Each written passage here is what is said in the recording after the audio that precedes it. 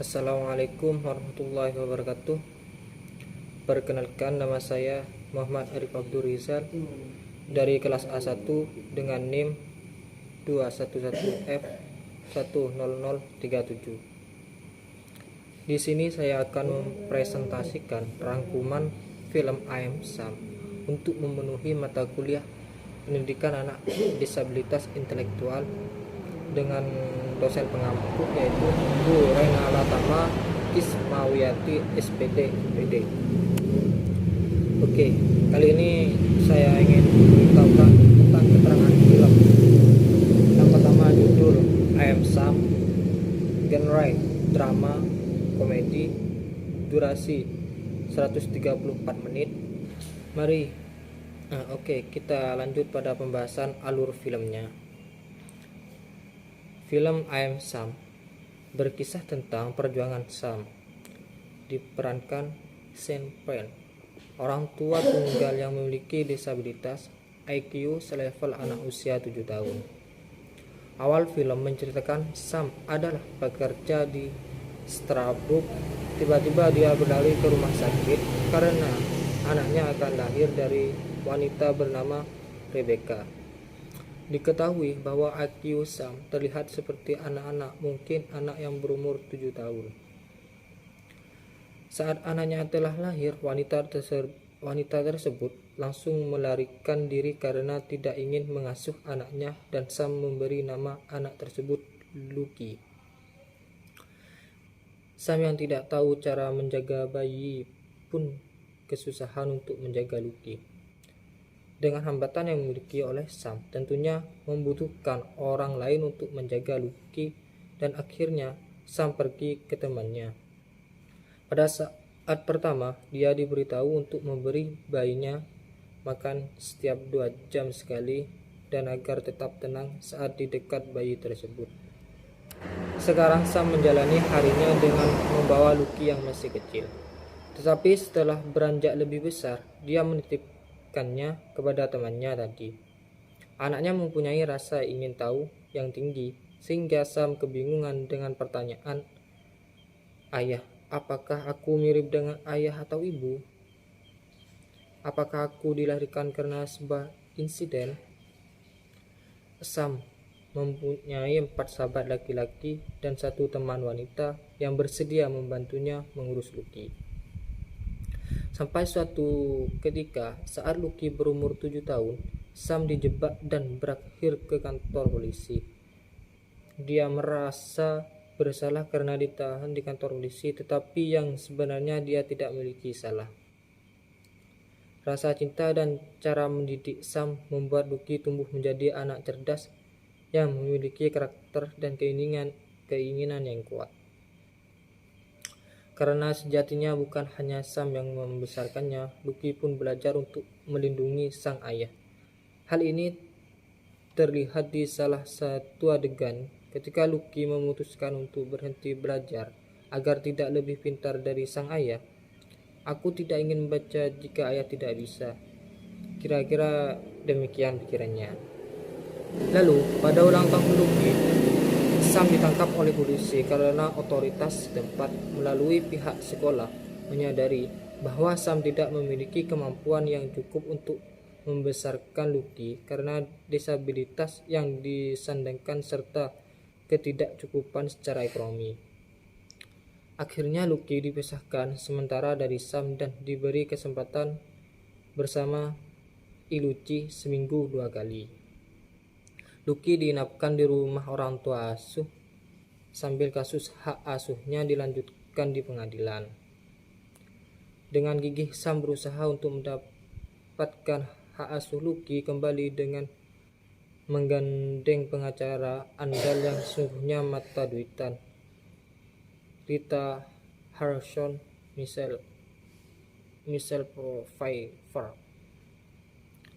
Pada saat bertemu Lucky untuk waktu 2 jam yang diberikan otoritas tempat, Sam menceritakan apa saja yang dilalui kepada Lucky, tentang dia yang bekerja lebih keras dan juga tentang pengacaranya. Sam juga mengomentari tentang perubahan Lucky yang juga menjadi lebih besar dan emosionalnya menjadi dewasa. Lucky hanya ingin Sam yang menjadi ayahnya dan tidak ingin orang tua lain. Dengan adanya pengawasan dari pengacara, Sam pergi ke psikolog. Dia melakukan beberapa pemeriksaan untuk mencari tahu pemikiran Sam telah matang atau tetap sama. Sam pun banyak belajar dari keempat sahabatnya dan belajar banyak hal yang belum pernah dia pelajari, seperti tos dan cara menelpon seseorang. Pada persidangan kedua, perasaan Lucky kepada Sam masih tetap sama. Sam ingin membuktikan bahwa dia bisa mendidik dan mengasuh Lucky. Meskipun pengacaranya hanya menginginkan uangnya, tetapi pada saat di pengadilan, ia sangat membantu Sam untuk mengambil hak asuh Lucky. Tetapi dengan adanya pengadilan ini, masih belum ditemukan titik terang tentang hak asuh tersebut. Sam mulai mengubah beberapa kebiasaan seperti sarapannya dan caranya mengatur uang untuk kedepannya. Saat dia membuktikan agar bisa mengasuh Lucky, dia pun ingin belajar kesabaran dan belas kasihan. Beberapa saat setelah persidangan, Lucky diminta untuk memberi keterangan tentang kemajuan yang dilakukan oleh ayahnya. Namun, Lucky berbohong dengan mengatakan ayahnya tidak ada kemajuan sama sekali. Pernyataan Lucky itu membuat bingung juri persidangan dan membuat sedih. Tetapi Sam masih menyayangi putrinya dan ingin secepatnya bertemu Lucky. Pada persidangan ketiga, pengacara Sam benar-benar seperti acuh tak acuh terhadap hak asuh Lucky. Pengacara Lucky hanya memanfaatkan uang Sam saja. Tetapi di satu sisi, dia juga mengajarkan Sam untuk berpakaian dengan rapi dan tata cara berinteraksi dengan orang lain. Pada saat pengadilan selanjutnya, Sam bercerita tentang lagu dibawakan oleh The Beatles yang membuat semua orang menangisi lagu tersebut. Sayangnya, The Beatles bubar pada 10 April 1970. Lalu Sam bercerita bahwa ibunya sakit dan dia dititipkan pada suatu lembaga. Ternyata ibunya pergi. Sam bercerita saat dia di sana dia dipukuli karena keterbatasan. Sam ditanya lagi oleh penuntut dari pihak hak asuh. Mereka bertanya, "Siapa yang kamu teladani sebagai sosok ayah?" Sam dengan tegas menjawab, "Saya sendiri. Karena saya menganggap diri saya adalah ayah yang baik." Lalu penuntut itu bertanya lagi, "Apakah yang membuatmu yakin jika kamu bisa membesarkan anak yang berumur 7 tahun, 10 tahun, bahkan 13 tahun, sedangkan mereka akan lebih jauh dewasa 6 tahun dari kamu?" Sam memikirkan hal itu, lalu itu lama sekali, sambil dia memikirkan kenangannya bersama Lucy.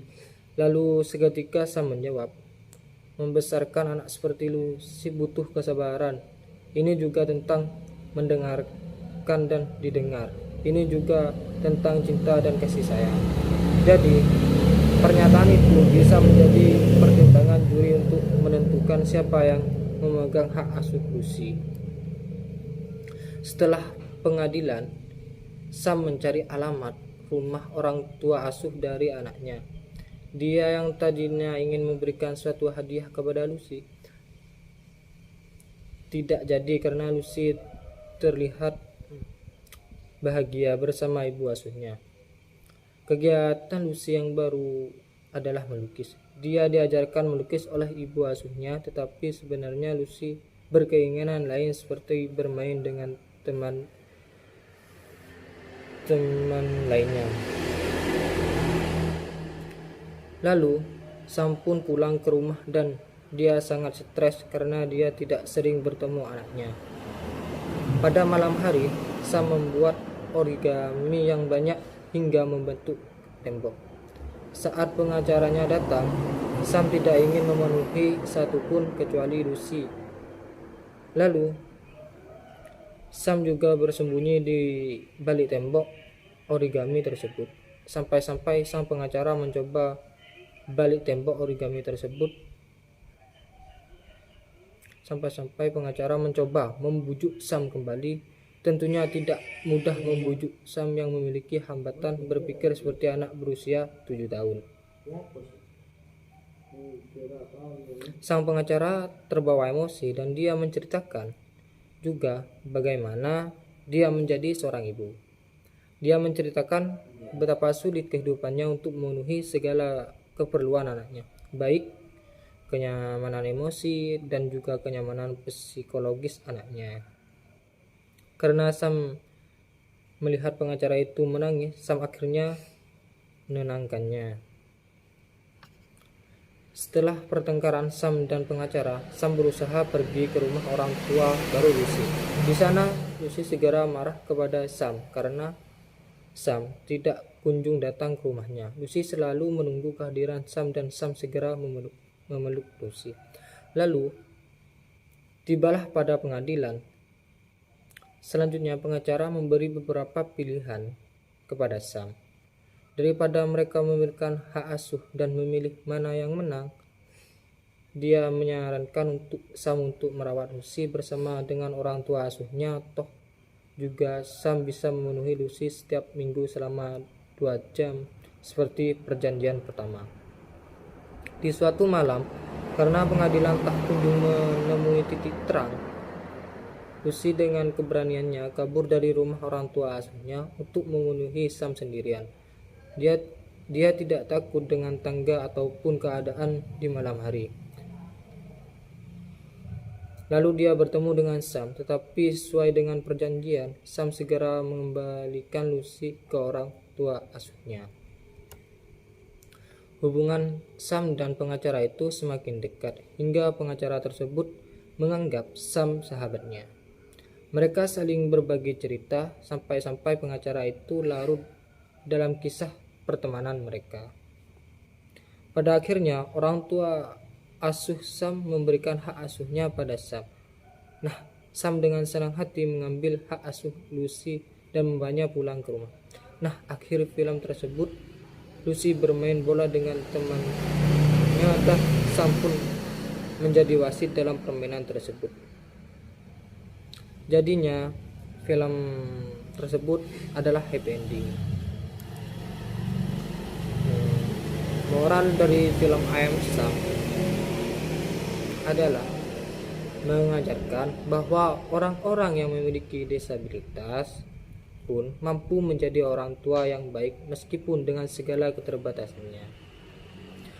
Dukungan dan bantuan dari orang di sekitarnya juga sangat penting, terutama di masa-masa krisis.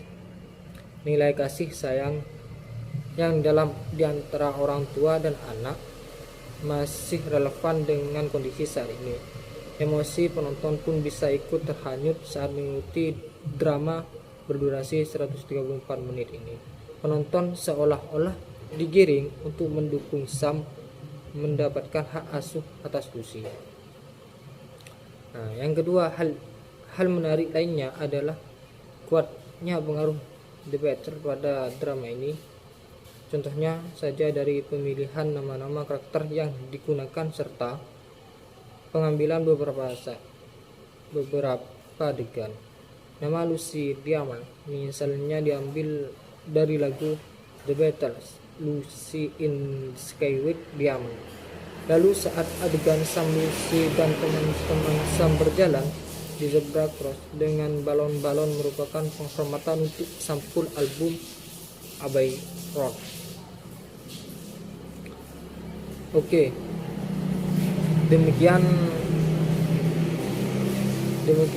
penjabaran atau rangkuman yang bisa kami jabarkan atas film I Am Sam.